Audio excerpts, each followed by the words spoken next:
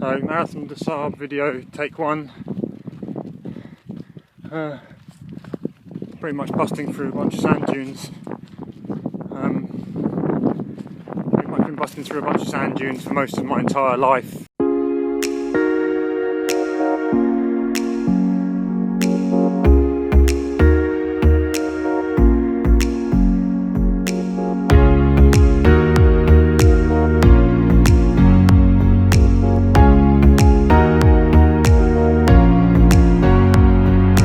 So the MDS, the Marathon des Sables, it's approximately a 250k multi-stage race across the desert. For anybody who's watching this is about to go out there, you'll be very familiar with what the format is. You basically run anything from sort of 30k's up to 100k's on different days. You're going to be facing heat, sand, decent amount of ascent, carrying all your own kit, and basically putting yourself through probably what is one of the toughest challenges you might have ever faced yet. And it brings with it, I know from my experience, I first ran the MDS back in 2015, and before you go out there and do an event like this, if you've never encountered a multi-stage race in these kind of conditions before, it can be very nerve-wracking. You don't know what the desert's going to hold for you. You don't really know how your kit's going to hold up, and there are many, many questions about what's going to happen to you when you get out into Morocco.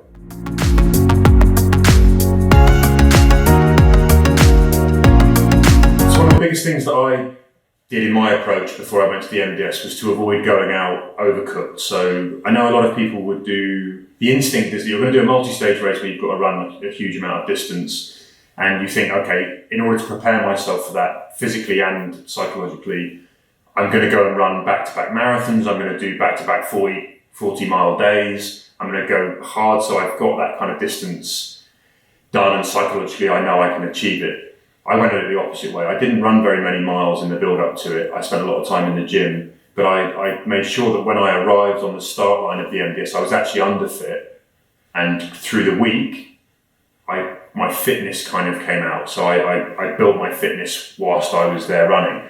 And on day one, I suffered a little bit. Day two, I felt stronger. Day three, I felt much stronger. My final day, the marathon day, I ran a 4:20 marathon, and I was flying, and I felt at my best, not at my worst. So if you want to go into the MDS feeling kind of almost a bit underfit, I think, and you'll get your fitness during the 5 days that you're out there.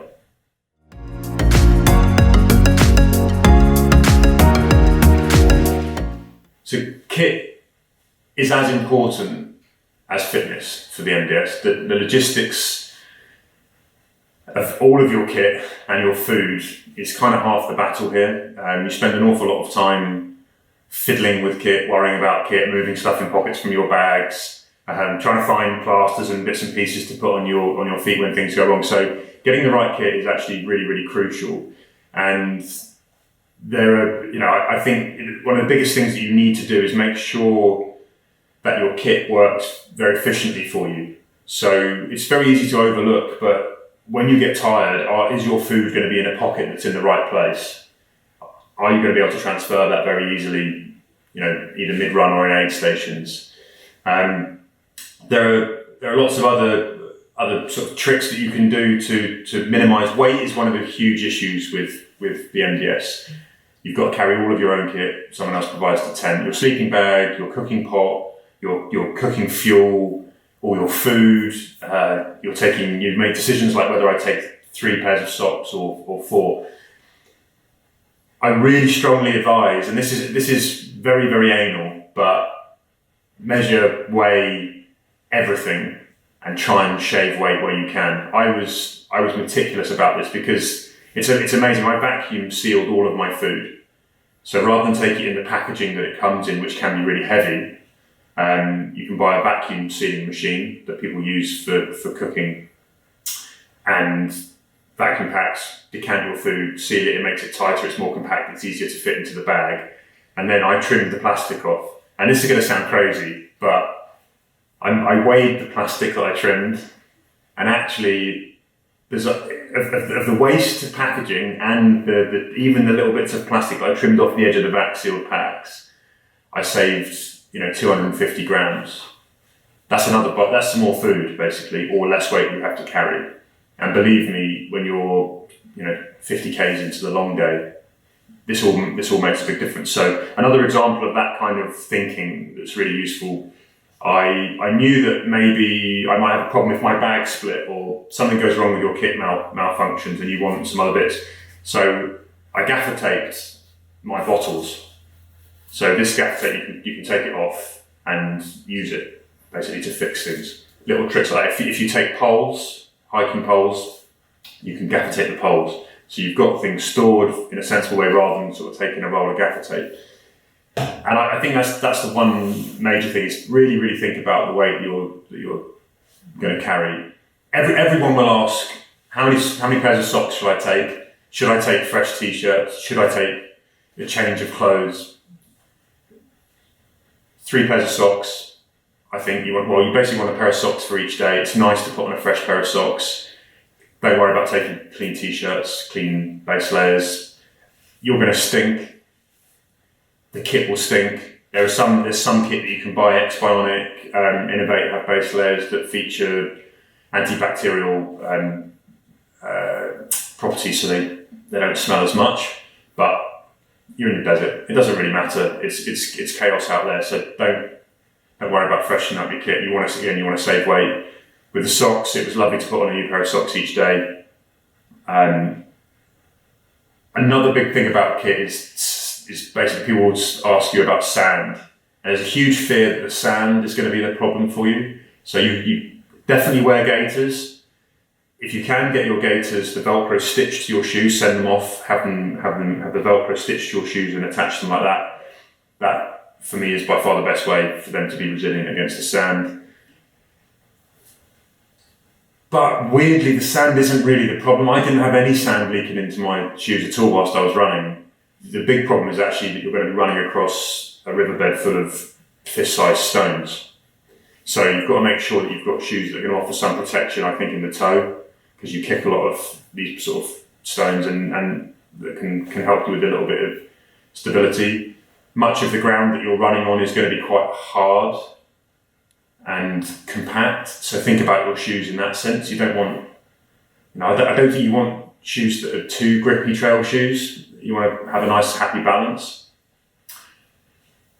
And I think the sand is one thing, but it's not the worst thing. Don't take Vaseline as your kind of anti-chafe. You want to. There's some great stuff called 2 Toms Sport Shield and 2 Toms Blister Shield. The Sport Shield is like a roll-on.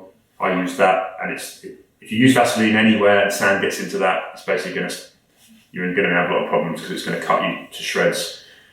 Blister Shield was a powder that I put into my socks, and it helped it lets moisture out, but not back in, so it keeps your feet dry, and that helps with blisters. So there's some crucial things about that. Don't worry too much about the sand. Do worry about the heat. I guess that's another training tip. If you can, some people will go and spend time in a heat chamber. There's heat chambers at Kingston Uni and other universities. You don't have to do that. Actually, the guys at Kingston told me when I did it, they didn't actually have enough appointments for me to book in. So they said, well, you can recreate this situation by spending, 20 to 30 minutes in a sauna. Just do it every other day for a period of 2 or 3 weeks. And that works to acclimatise your body to heat. You're basically trying to get yourself to sweat at a quicker point. And that's a really good tip. I would definitely do that from about 3 weeks out from the MDS, start doing a training session in the sauna, just sitting there. It's horrible. It sounds like fun. It's not. It's misery. But when you get out to the desert, that kind of acclimatization will be a massive help.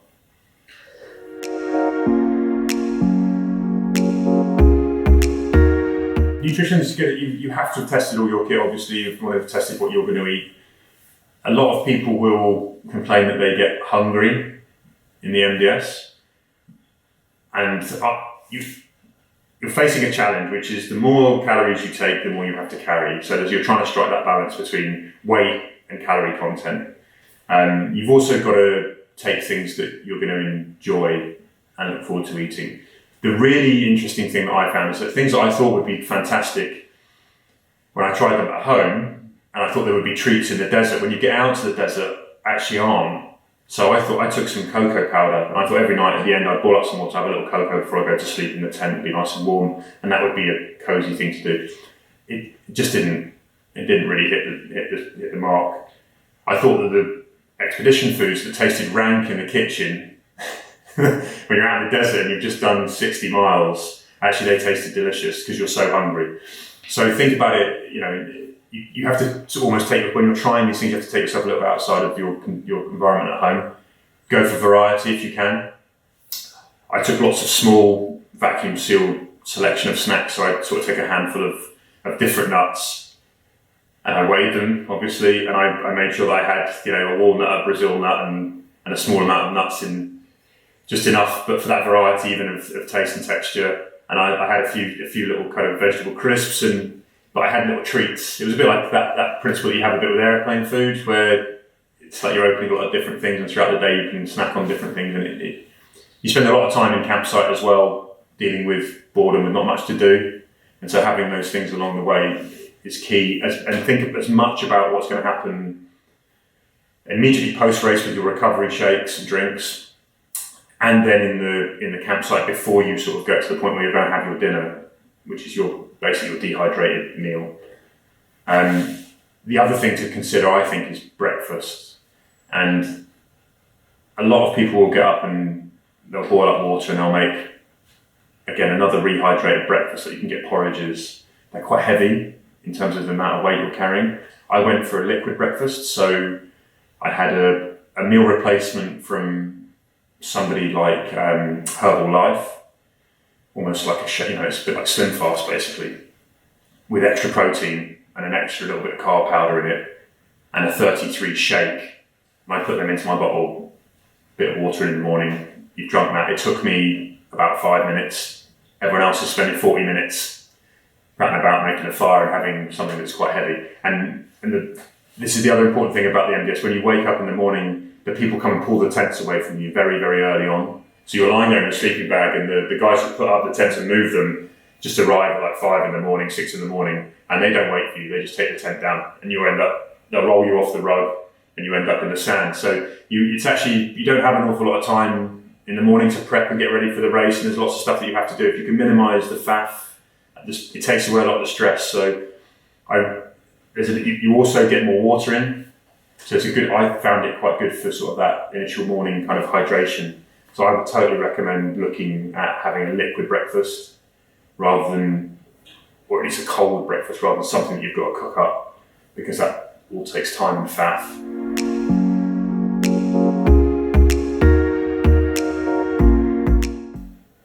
Major thing, self-preservation. When you're out there running, the instinct can be to crack, get to the last 5Ks of the first day, and you just want to get home, and you're going to be running across like one of those dried up riverbed of sort of little boulders, and you think, well, I'm going to smash this out and get home and recover. And actually, you should do the opposite. I saw so many people rolling their ankles or hitting those stones and getting blisters on their feet. Kick back, take your time, pick your way through that boulder field so that you don't get blisters, and always think about what's going to happen the next day. You've got to be thinking, I need to get up tomorrow morning and go again. And so what happens today isn't the end of this race. This is all about actually making me ready and prepared to go again tomorrow. And that can be from tiny little decisions about when and what you drink, or getting enough salt, to not taking on the long day, not smashing a hill that comes 10Ks to go because you've still got a marathon to go. It's about when you get back, get your legs up in the tent, get your recovery drink down very quickly. Take care of yourself basically, and think about what's going to happen the next day. No heroics on day one.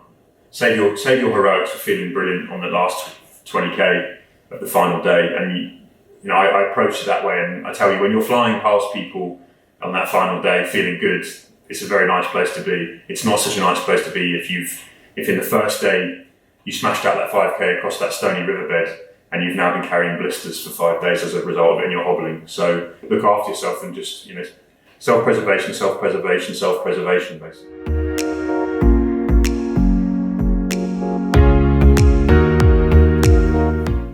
I said, test my memory now. The breakdown for the days for us, it was something like a 30 kilometre day one, a 33 kilometre day two, and we did a 30 kilometre day three. It was almost 80 or 90 kilometres for day four, rest day, and then a marathon distance of 42 for the final day. Mm-hmm. So the good thing about that is actually, if you think about those first days, they're hard and they're long enough. You know, you're going to be out there on those for maybe 5 hours, depending on how quick you are as a runner. But you could be 5 to 7, 8 hours out there, and that's okay. But you've got time to ease yourself into the terrain and into the race. You don't want to be pushing the limit on day one and getting back broken.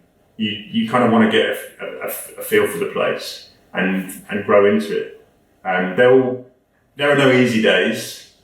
You know, they'll give you a road book when you arrive in the bivouac, and you'll start to see the detail of the terrain of the course.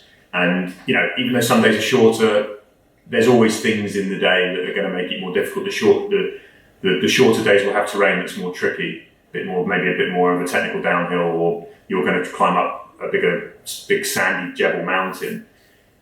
I guess that's another tip: is study the road book and think about the points at which that day might prove difficult or have some psychological milestones. I found it very useful on some of the days to look at when you knew you'd finished the last climb, for example, when you climbed the last big Jebel, and that was a point, you know, if you can feel good when you've got to the top of that Jebel. That was, again, self-preservation. I would always think about get to the top of that Jebel feeling like you're still in the fight and feeling okay, and then you can see where you want to go after that. But yeah, study the road book, it's really useful.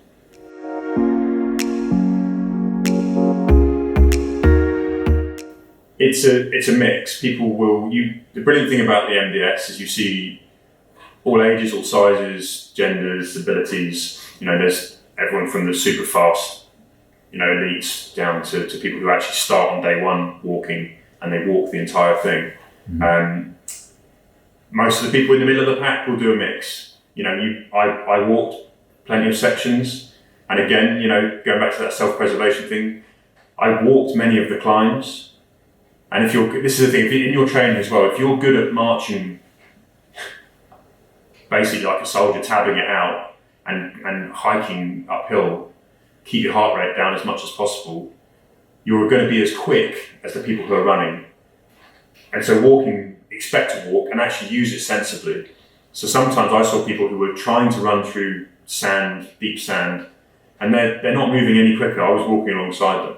Only my heart rate was at 120 and theirs was at 180. And then when you got out of that sand, we hit the flat, I could run, and they had to walk still.